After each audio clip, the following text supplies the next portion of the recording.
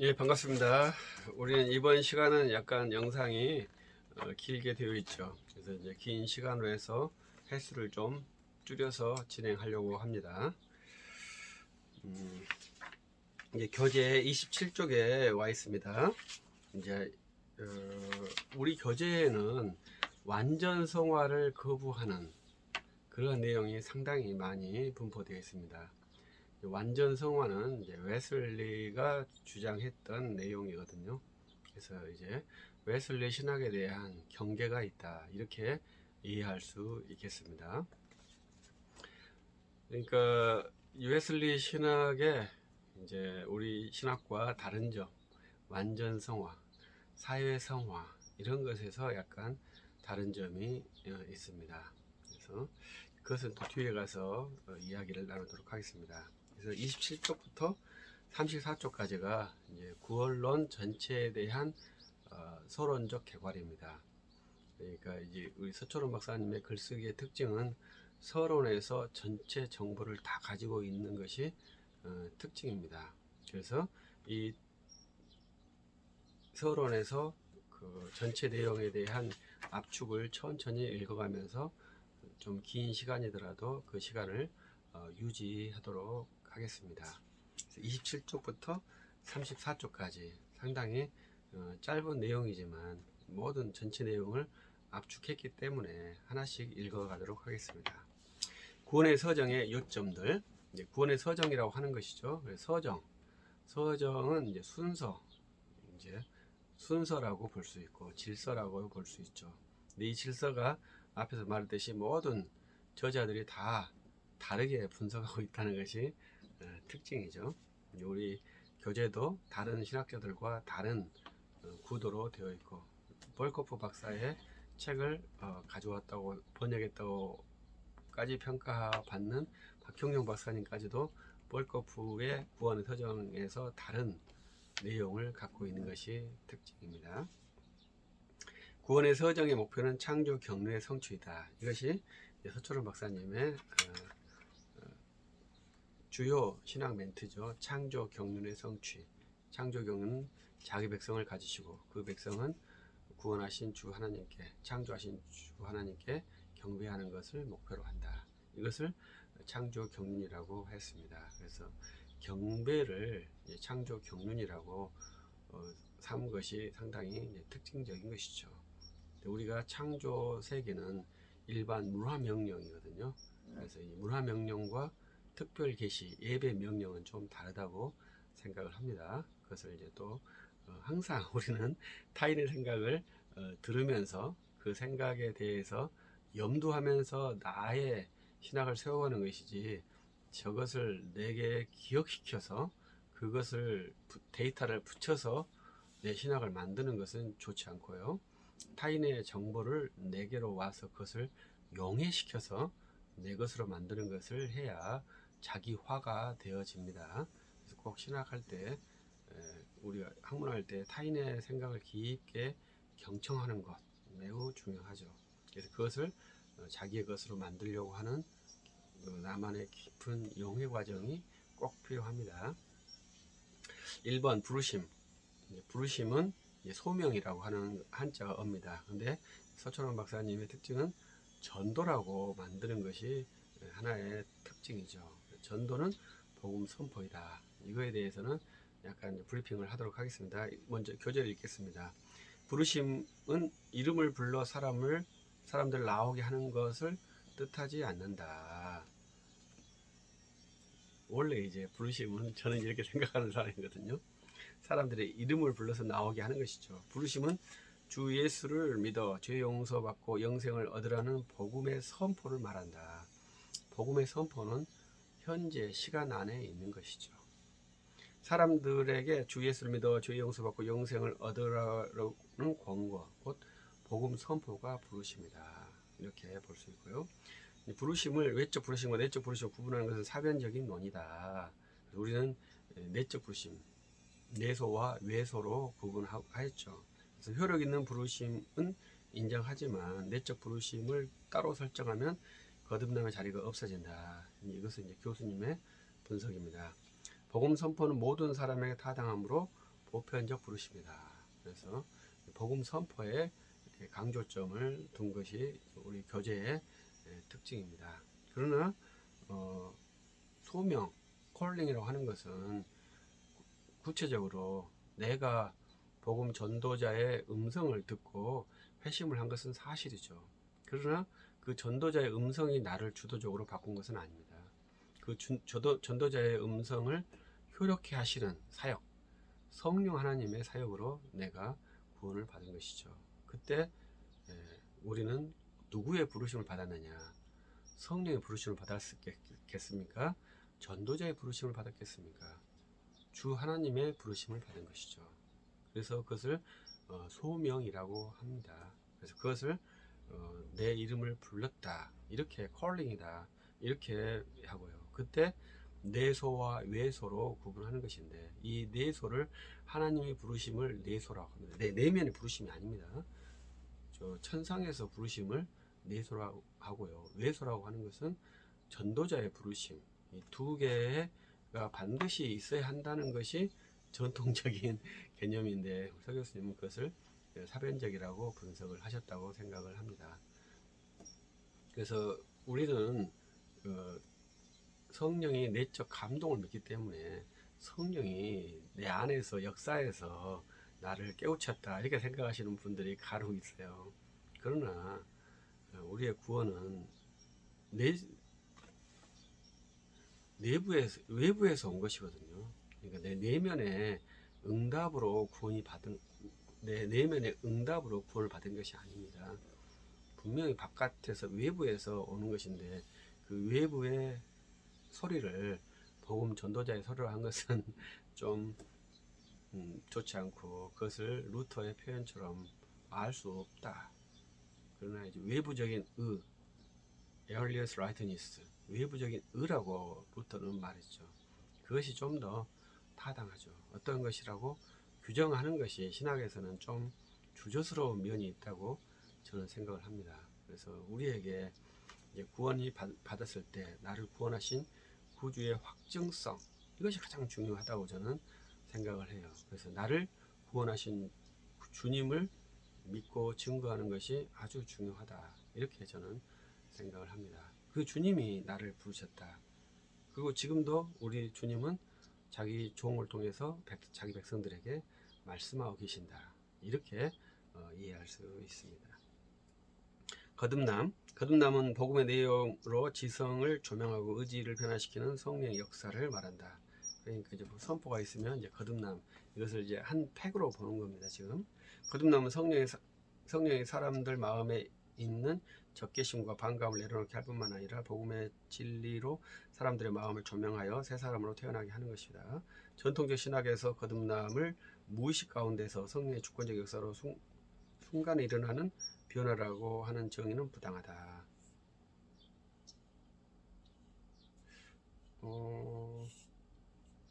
이건 전통적 신학은 이제 그렇게 되지 않았다고 저는 생각을 하는데요. 순간적 변화는 정당합니다. 그러나 무의식 가운데 성령이 있다, 이것은 전통적 개혁 신학에 누가 그렇게 말했는지 모르겠습니다만은, 그것은 우리는 전통적인 신학은 외부에서 들어온 개념이 확실합니다. 그리고 그것이 순간 일어났다, 이것이 우리의 방식이죠. 그러나 점진적 구원이라는 것이 있죠. 그것이 이제 준비론의 그 맹점이고 논의점이 되는데, 성경에 명확한 것은 단번에 이룬 구원입니다. 단번에 이룬 구원이 급진적 구원 방식이거든요. 이것은 성경에 계시되어 있기 때문에 명료한 이해라고 생각을 해야 합니다. 그것을 다른 논의가 필요가 없습니다. 그래서 유다서의 가치, 유다서가 굉장히 짧지 않습니까? 근데 왜 유다서가 기록되었을까 했을 때, 유다서가 가르치는 아주 중요한 내용이 단번에 이루신 구원입니다.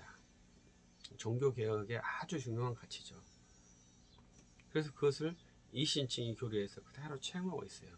그래서 우리가 한번 구원 얻은 것이, 한 번 구원을 얻었고 그 구원은 후퇴하지 않는다, 철회되지 않는다, 이것이 유다서에 있어요. 아주 놀라운 것이죠. 그 다음에 믿음 고백이 믿음 고백으로 성립한다. 따라서 믿음 고백이 바로 믿음이다. 그래서 성령이 복음을 듣는 사람들을 거듭나게 하시면 믿음 고백이 바로 나온다. 믿음을 지식과 찬동으로 구성하면 이것은 잠재신앙일 뿐이다. 이것은 이제 우리 후기 개혁신학이 믿음을 규정할 때 지식이라고 규정한 모습이 있습니다. 저도 그것은 인정하고 싶지 않아요.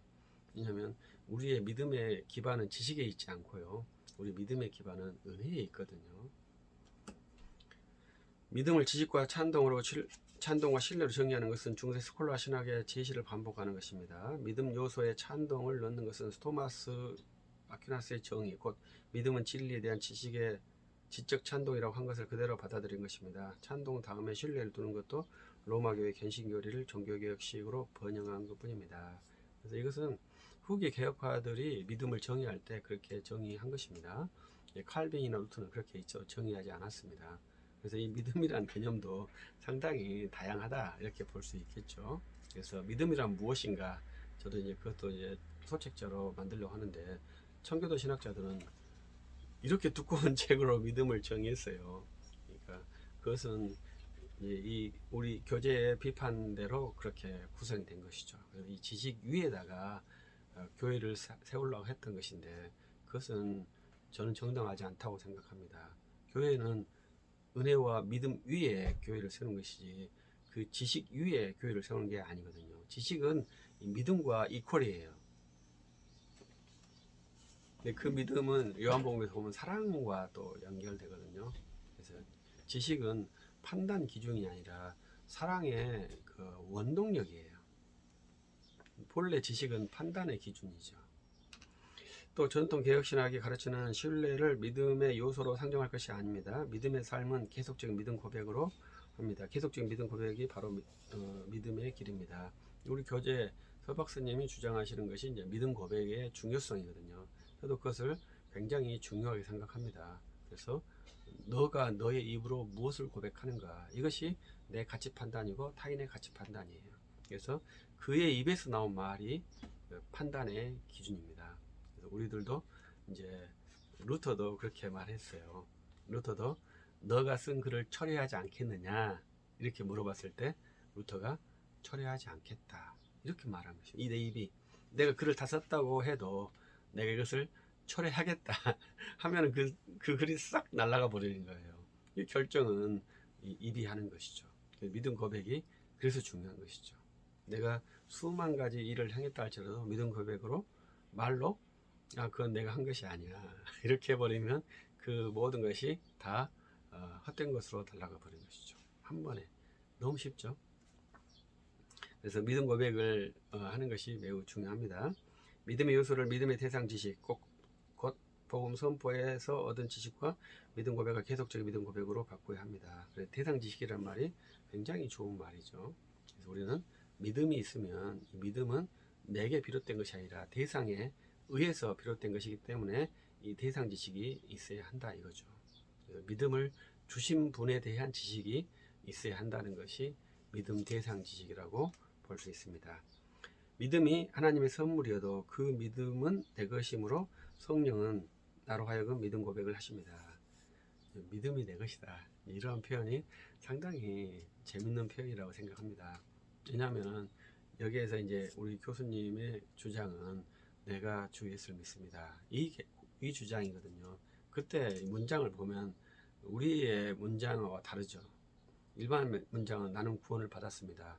이렇게 수동태로 쓰는 거지 않습니까? 그런데 이 문장은 내가 주인이기 때문에 내가 주격으로, 내가 주도적인 것으로 말을 하는 거예요. 그래서 내가 주 예수를 믿습니다. 이렇게 말하는 것이 아주 특징적인 문장이거든요. 그래서 우리 신학은 거의 수동태로 많이 쓰는데, 서양의 수동태는 그냥 수동적인 것이 아니라 강조용법이 있어요.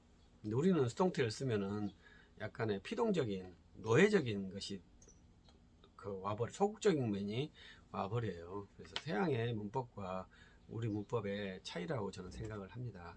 그런데 여기서 이제 그 강조용법을 그대로 반영해서 우리의 문장으로 능동태, 적극적으로 내가 주 예수를 믿습니다. 이렇게 말을 쓰는 것이죠. 근데 이것은 완전한 문장은 언제나 신학은 완전한 문장은 없습니다. 그래서 그 부분적으로 무엇을 지금 강조하려고 하는가 이것을 보아야 되죠. 이것이 이제 레토릭이고 레토릭의 함정, 편집의 미학에 걸리면은 아주 복잡할 수도 있죠. 믿음 고백과 함께 회개가 일어난다. 믿음 고백과 함께 회개가 일어납니다. 회개는 주 예수를 믿어 자기가 죄임을 알고 용서를 구하고 죄에서 돌이킴을 뜻합니다. 회개도 성령이 시키는 일입니다. 회개 다음에 회심을 두는 것은 전혀 부당합니다. 그래서 회개와 회심, 컨버전스와 리펜던스거든요. 이 두 개에 대해서 우리 교재는 약간 정확하게 규정하지 않고 있는 것이 특징입니다. 또 뒤에 나오니까요. 회심은 회개이고 그 다음에 오는 별도의 단계가 아닙니다. 다른 종교를 가지다가 그리스도를 믿는 믿음 돌아온 것도 회개이고 믿는 것이지 개종은 컨버전입니다. 회심, 리펜던스, 회심이라고 말할 수 없습니다. 창조주 하나님을 떠나 방황하다가 부르심받아 하나님께 돌이켰기 때문입니다. 이것은 이제 좀 논의의 요소가 된다고 생각합니다. 그래서 우리가 개종이 있느냐 없느냐, 우리가 불신자에서 신자로 돌아오는 그 사건, 이것을 지금 현재 우리는 구원 사건이라고 말하거든요. 그 다음에 그리스도인에서 좀 더 거룩한 그리스도인, 이것을 이제 성화의 사건, 이렇게 말할 수 있는데 이 두 개의 구분이 어떻게 보면 명료하지 않다, 이렇게 저는 분석을 하고 싶습니다. 의롭다 하심은 예수 믿음의 근거에서 죄를 용서하고 무죄하다고 선언하심입니다. 칭의죠. 칭의. 의 발음이 쉽지 않으니까요. 믿음 고백의 죄 용서와 의롭다 하는 선언이 옵니다. 칭의는 단지 주 예수를 믿는다는 믿음 고백에 대한 하나님의 무죄 선언입니다. 따라서 법정적 선언이지 도덕적 칭의가 아닙니다. 칭의와 정가가 이제 함께 있는데 이 정가도 법정적인 개념입니다. 그래서 모든 것이 이제 법정적인 개념이죠.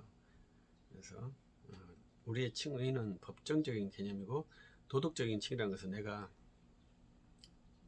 완전한 상태가 아니다, 이 말이죠. 도덕적 칭의는 사람이 자신을 죄 없게 만들어 의롭다 함을 받는 것입니다. 도덕적 칭의가 무엇인지 그 대변자들의 가르침을 제시함으로 밝혔습니다. 이 가르침에 따르면 도덕적 칭의는 성화를 통하여 죄가 없어짐으로 칭의를 받는 것입니다.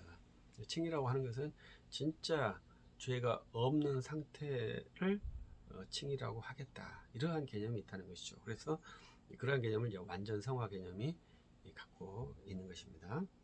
도덕적 칭의론자들에 의하면 성화 작업은 앞서오는 은혜, 곧 일반 은혜와 협동으로 이루어집니다. 이것은 이제 모노기즘과 시너기즘, 단독설과 협력설, 이렇게 나누는 개념입니다. 우리는 모노기즘, 단독설을 주장하죠. 여기는 협력설, 시너기즘이 있는 것입니다. 그리고 구원의 은혜가 아니고 모든 사람이 더 받는 일반 은혜입니다. 이렇게 일반 은혜와 협동하여 선행으로 의롭다 함을 받는다면 그리스도의 구속이 필요 없게 됩니다. 문제점이 뭐냐? 그것은 그리스도의 구속의 가치 설정입니다. 우리는 그리스도의 구속의 가치가 높아지도록 이렇게 구성을 하고 있는 것입니다. 두 개의 가치가 나온다면 높은 것, 그리스도를 더 높게 평가하는 것을 선택하지 균등한 가치를 선택하지 않겠다, 이러한 의지가 있는 것입니다. 성화 작업은 칭의 후에 오는 죄의 욕망을 죽이는 작업을 말합니다. 의롭다 하심을 얻은 자들은 거룩하게 되는 작업을 시작합니다. 말씀의 선포로 성화의 당위성을 깨우침을 받아 죄짓고 사는 삶이 그릇되었음을 알고 고치는 일을 합니다. 그러니까 여기에도 중요한 것은 말씀의 선포가 있다는 것이 아주 좋은 특징이죠. 그래서 우리들은 성경을 읽고 스스로 깨우치는 방식이 아니고 선포된 복음을 듣고 믿는 방식을 추구합니다. 개인적으로 그리스도의 구속사역을 표현한 말씀들을 자신에게 적용함으로 죄의 욕망을 죽이는 일을 합니다. 그래서 한번 선포된 말씀이 회중에 있는 모든 사람들은 그것을 동일한 가치로 받아들이지 않아요. 그래서 각기 수준별로 받아들여요. 지식이 풍성한 사람은 더 의미를 확대해서 받아들이기도 하고, 지식이 좀 약하신 분들은 의미를 축소해서 받아들이기도 하기도 하죠. 그런 것이 모든 회중에서 다 함께 일어납니다. 개인적으로. 개인이 각기 달라요. 같은 회중이어도 똑같게 들리는 게 아니에요. 그래서 군대는 그것을 천편일률적으로 모듈화 시키는 것이 군인이죠. 그러나 우리는 십자가의 군대는 모두 개인의 역량을 다 맡기지만 군대보다 더 강력한 조직력을 갖추는 것이 십자가 군대, 그리스도의 군대의 특징이죠. 그래서 군대처럼 조직을 만들면 교회 합당한 교회가 되지 않죠. 가장 쉬운 조직이 군대 조직이고 가장 강력한 조직이 군대 조직이죠. 그것을 완전 인간을 모듈화 시켜서 거기에 붙여서 결합시켜 버리기 때문에 인간의 결합에는 응집력이 발생합니다. 그리스도에는 뇌가 모든 크기가 다르지만 그 다른 사람이 응집한 구성체를 만들어내야 합니다. 그러한 신비로운 일들을 할 수 있는 연구가 교회론에서 다루게 되는 것이죠. 성화 작업은 오직 복음 선포를 받아서 진행합니다. 복음 선포가 사람들로 하여금 죄의 욕망을 버리고 거룩하게 살게 합니다. 근데 우리 교제에 명시적으로 드러나지 않는 이 복음 선포라고 생각합니다. 근데 저는 이제 복음 선포를 강단에서 선포하는 내용을 주도적으로 생각을 합니다. 그래서 주일날 목사가 선포하는 복음 선포에 저는 중점을 두고 있어요. 우리 교제는 약간 이제 포괄적인 복음 선포 개념을 말하고 있다고 생각을 합니다. 그래서 목사가 선포된 복음 선포를 가지고 일주일 동안 그걸로 실험하면서 일주일 동안 사는 것이 상당히 좋겠다. 이러한 것이 저의 바람입니다. 또 구속을 표현하는 말씀을 자신에게 적용하여 옛사람의 욕망을 이깁니다. 이것만이 성경이 말하는 성화 자격입니다. 그래서 구속의 은혜에 근거해서 이제 옛사람의 욕망을 죽인다. 가령 주의 욕망이 일때 주의 예수의 피가 나를 모든 죄에서 깨끗하다고 선언함으로 욕망에서 이깁니다. 이것이 또 이제 우리 교재 저자 교수님의 특징이죠. 그래서 욕망이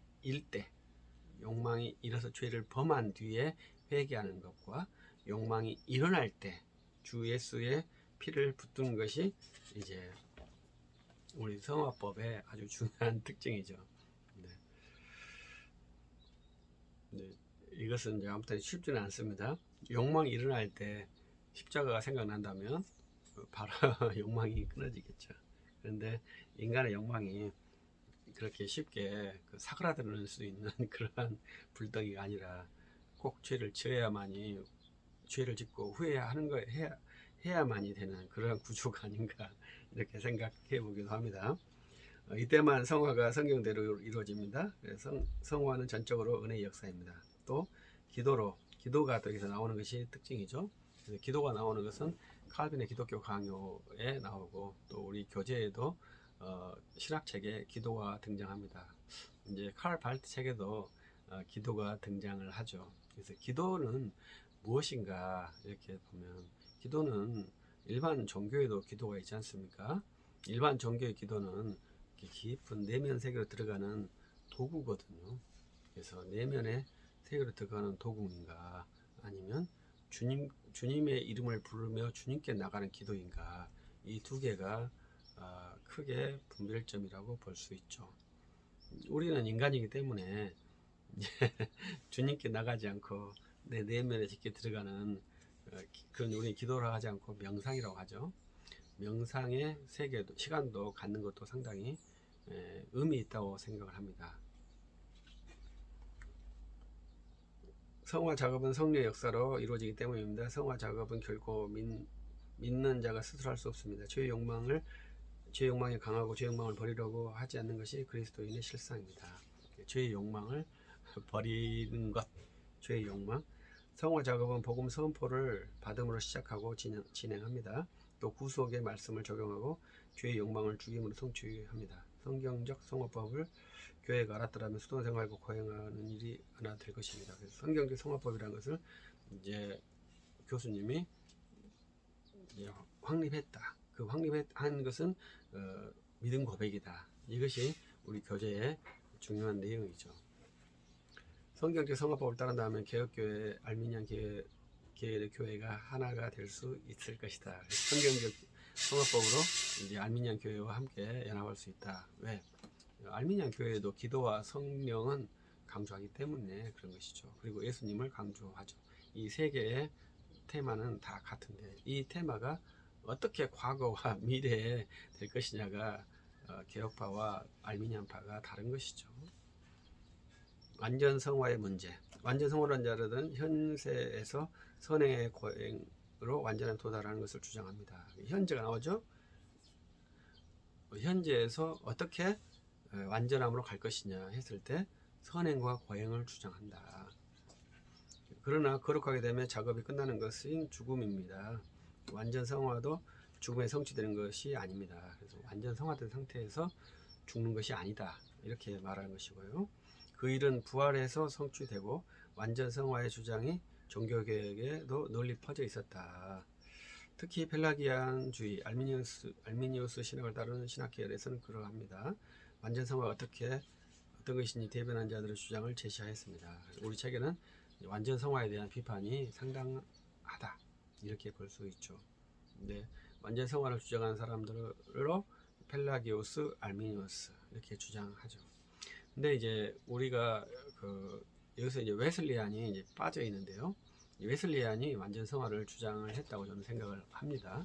근데 재밌는 것은 웨슬리안은 이제 알미니안과 자기를 구별하고 있는 것이 특징입니다. 우리 교재는 웨슬리안과 알미니안을 한 묶음으로 보았는데요. 웨슬리안 분들은 알미니안 신학과 구분을 짓고 있는 것도 한 특징입니다. 이것이 이제 하나의 신학의 재밌는 분별법이죠. 아무튼 웨슬리안과 알미니안을 한 묶음으로 보는 것은 조금 지향점이 있고요. 웨슬리안 계열을 또 다른 계열로 이제 성결교, 그다음에 순복음도 다 웨슬리안 계열로 볼 수 있다고 볼 수 있습니다. 근데 이제 순복음이 웨슬리안 계열인지는 제가 잘 모릅니다. 근데 제가 어떤 한 강의에서 돌투 회의에서 알미니안들을 정죄했다 이러한 내용을 강의를 한 적이 있는데 거기에 참여했던 순복음 교회의 목사님들이 강력하게 저항을 한 경험을 받았습니다. 제한테는 있습니다. 그래서 저는 이제 일단 이제 순복음 교회 목사님들이 있는 줄 몰랐고요. 근데 있더라 하더라도 그것은 제가 말하는 것이 제 생각을 말하는 것이 아니라 역사적인 팩트를 말하는 것이거든요. 근데 그거에 대해서 저항하는 모습을 보여서 좀 저는 의외였습니다. 역사적인 팩트는 팩트고 그걸 어떻게 해석할 것이냐, 내가 어떻게 수용할 것이냐는 또 다르거든요. 팩트를 받는 사람은 없습니다. 팩트의 해석을 받는 것이죠. 그것을 꼭 기억해야 됩니다. 팩트는 의미가 아닙니다. 팩트는 팩트입니다. 우리는 의미를 받지 팩트를 받는 사람이 아니에요. 그래서 그 훈련이 잘 돼야 됩니다. 그것이 사실이냐 아니냐 그것이 중요한 게 아니라 그것을 너는 어떻게 해석하느냐 이것이 중요하죠. 그래서 우리는 해석하지 않아도, 다르게 말하면 이해되지 않아도 우리는 그 사람을 좋아할 거야. 이것이 이제 정치적인 인간이죠. 그것이 이제 우리 대통령 선거에서 나타나죠. 왜냐하면 대통령 선거에서는 양쪽에서 네거티브가 진행되죠. 그 네거티브가 사실이겠습니까? 허위겠습니까? 우리 답은 뭐예요? 지지자들은 그것이 사실인지 허위인지 내가 관심 두지 않겠다. 나는 내가 지지하는 사람을 처리하지 않겠다. 이것이 지금 정치적인 성향이라고 말하겠죠. 사실주의자들은 그 사실인지 허위인지를 내가 분명히 판단하고 그거에 대해서 내가 판단하겠다. 이것이 사실주의자들이죠. 그러나 사람이 결코 그럴 수 없죠. 반드시 정치적인 성향, 불안한 정보 상태에서 무엇인가를 판단해야 하는 조건에 놓여 있죠. 그렇기 때문에 우리는 정치성을 떠날 수 없는 그러한 사람입니다. 그래서 우리가 사실을 말할 때는 사실로 인지하고 그게 사실이구나. 그렇지만 나는 이렇다. 이렇게 말해도 전혀 무관하지 않아요. 근데 우리는 교회의 결정을 따르는 사람이거든요.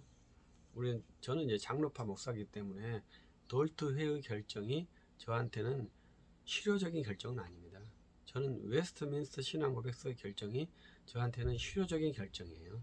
그러나 이제 우리 형제의 결정이기 때문에 존중하고 그것을 인정하는 것이지, 실효적 결정과는 약간 다른 면이 있습니다. 그래서 내가 실효하다, 유효하다, 이런 것을 잘 이해를 해야 한다고 생각을 합니다. 그래서 우리 한국은 지금 현재 그런 상황에 와 있다고 생각을 해요. 우리 한국 장로교회의 근본 신학이 이종성 박사, 통합칭 이종석 박사, 합동은 박형용 박사 이렇게 되어 있는데, 이종성 박사는 이제 일본에서 수학을 했고, 또 그 신학이 칼 발트를 이렇게 옹호하면서 신학을 했기 때문에 그 계열의 신학은 그렇게 되고요. 우리 박형용 박사님은 칼 발트 신학을 거부하면서 신학을 했기 때문에 좀 더 다른 면이 있죠. 그런데 우리 박형용 박사님은 네덜란드 신학을 가지고 장로교 신학에 정착을 시켜 놓았어요. 그렇기 때문에 이제 가치 평가에 약간의 혼선이 온 거죠. 왜냐하면 장로교 메인스트림의 결정을 가지고 와서 신학을 해야 하는데, 네덜란드의 바빙크와 벌거프의 신학을 가지고 와서 신학을 했기 때문에 우리 장로교의 연구자들이 유학을 네덜란드로 가는 그러한 재밌는 현상이 발생을 했죠. 그래서 많은 유수한 인재들이 네덜란드에서 공부를 했어요. 그래서 우리 한국은 네덜란드 신학이 상당히 잘 보급이 되어 있죠. 반면에 스코틀랜드에서 신학하신 분들은 많이 없죠. 현재 스코틀랜드는 상당히 세속화가 되어서 옛날 우리가 가져야 될 16세기, 17세기 신학 산물을 지지하는 신학교는 저는 없다고 생각합니다. 그래서 저도 스코틀랜드를 한번 여행하고 싶은 마음이 아주 큰데요. 그래도 스코틀랜드 여행하고 싶죠. 그래도 그 신학이 미국에 와 있어요. 미국에 찰스 하치의 신학이 기본인데, 박형경 박사님 특이하게 찰스 하치가 아닌 루이스 벌코프의 신학을 가지고 와서 우리 한국 장로교회가 네덜란드 신학을 배우는 그러한 문을 열어주었다, 이렇게 저는 평가를 하고 싶고, 근데 우리가 장로교니까 장로교 신학자들의 신학도 우리가 잘 습득을 해야 한다. 그것이 현재 그 포매팅된 제1번 신학자가 찰스 하치 박사예요. 그래서 그 신학으로 우리의 신학을 다시 재구성해야 할 요구사항이 되지 않을까. 보수적인 장로교회가 찰스 하치 신학으로 한번 구성하는 훈련을 했으면 좋겠다 하는 생각입니다. 찰스 하치 신학과 바빙크의 신학이 거의 유사해요. 우리 장로교 신학과 네덜란드 개혁파 신학이 거의 유사합니다. 그래도 약간의 강조점에 차이가 있거든요. 정말로서 약간 차이가 있죠. 우리 장로파들은 청교도의 영향을 받아서 후천년적 경향을 가지고 있습니다. 근데 바빙크는 정통파의 영향을 받아서 무천년기의 영향을 갖고 있죠.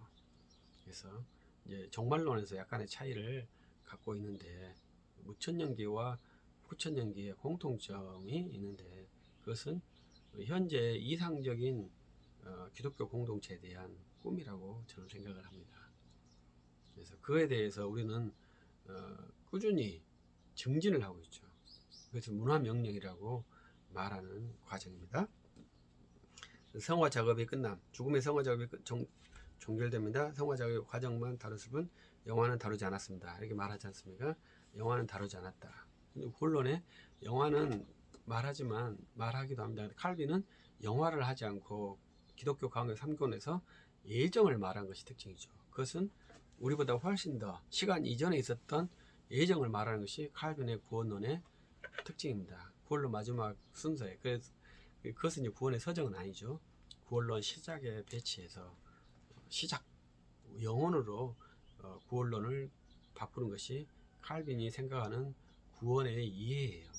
그래서 우리는 죽음으로 영생으로 끝난다 이렇게 보았지만, 칼빈은 그 구원의 사색에서 마지막에서 내 구원이 영혼에서 시작되었다, 애정에서 시작되었다. 선택에서 시작되었다. 이렇게 하는 것이 칼빈의 말하는 구원 이해의 전개 방식입니다. 그 다음에 이제 알미니안과 웨슬리안의 구원의 서정 이렇게 났죠. 그래서 알미니안과 웨슬리안을 한 패키지로 묶은 것인데 이것은 웨슬리안은 인정하지 않는다. 알미니안 웨슬리안의 구원의 서정에서는 믿기 전에 회개하고 회개에 합당한 행위를 해야 합니다. 믿음으로 선행을 행하는 것이 아니라 먼저 회개에 합당한 행위를 하고 믿음을 받아들이는 것입니다. 이런 것이 이제 뭔가 규정을 하는 것이 문제거든요. 그러니까 우리도 똑같습니다. 성령이 오셔서 나를 구원케 했느냐, 내가 믿음으로 성령이 오셨느냐, 이거 차이지 않습니까? 저는 말을 하면 안 된다고 생각을 하는 것이죠. 왜냐하면 이것을 말하는 순간 사변에 갇혀서 구원의 신비가 깨진다고 생각을 해요.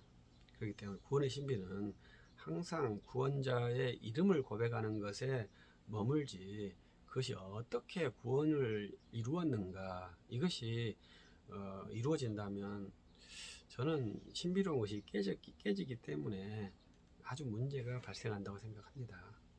우리의 그 인간의 형성 과정은 과학적으로 증명이 되었죠.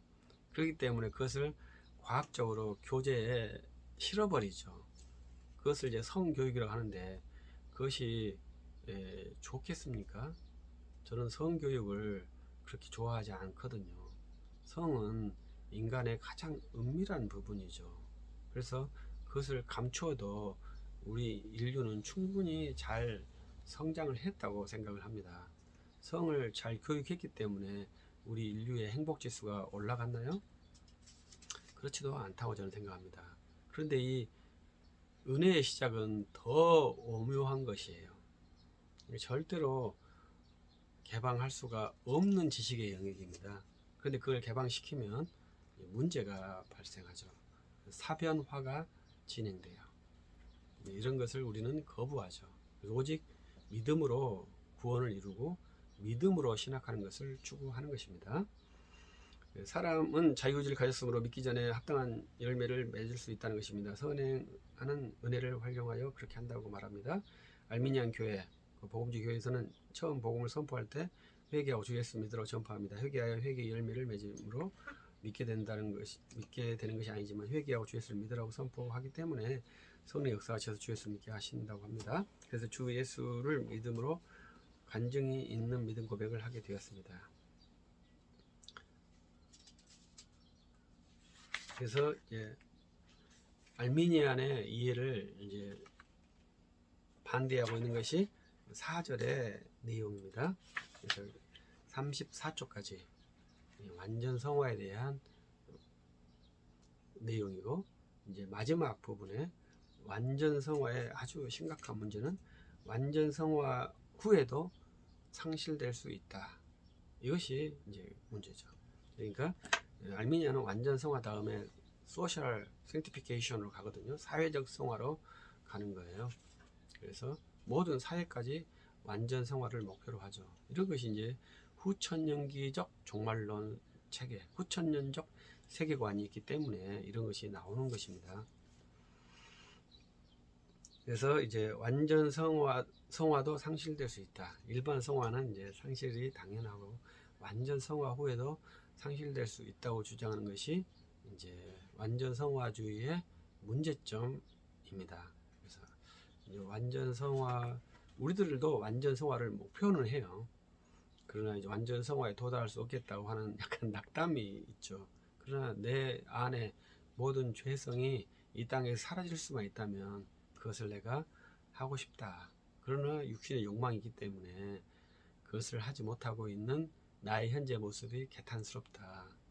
이것이 로마서 7장 사도 바울이 믿음의 탄식이다. 이렇게 고백하는 것이죠. 로마서 7장을 해석하는 방식이 이 성화론에서는 아주 중요해요. 그래서 오라 나는 공고한 몸이로라. 이렇게 했던 바울의 시제가, 바울의 상태가 어떤 것인가, 이것을 이해하는 것이 성화법 이해에서는 매우 중요합니다. 그래서 우리는 거의 다 이제 구원받은 후에 바울의 모습이라고 생각을 하는데, 이제 구원받기 전의 모습이다 이렇게 생각하기도 하는 성경 주석이 상당히 많죠. 그래서 우리들이 성경을 읽을 때 어떻게 이해할 것인지를 함께 깊게 생각을 해보아야 할 것입니다.